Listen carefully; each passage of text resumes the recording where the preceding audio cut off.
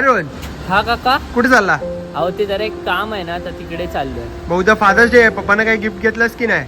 हो घेतलंय ना, म्हणजे जास्त मोठं पण नाही छोटं पण नाही, माझ्या खिशाला परवडेल असंच घेतलंय. बरोबर, नक्की काय घेतलंयस काय?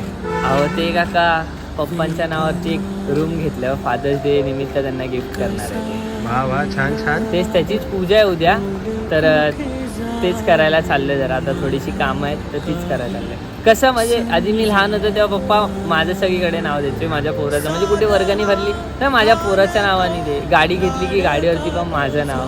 परत आता बऱ्याच गोष्टी आहेत अशा की पप्पांनी केल्यात माझ्यासाठी जेव्हा मी लहान होतो. आता मी मोठा झालोय तर मला पण वाटतं की भाई, पप्पांनी आपल्याला लहानपणी खुश ठेवलं. आता आपली जबाबदारी की पप्पांना आता जेवढे दिवस आहेत तेवढे दिवस त्यांना खुश ठेवायचं. त्याच्यासाठी त्यांना एक गिफ्ट दिलं. छान केलंस हा, छान केलंस. आता बघू त्यांना आवडतंय की नाही. आवडणार आवडणार, नक्की आवडणार.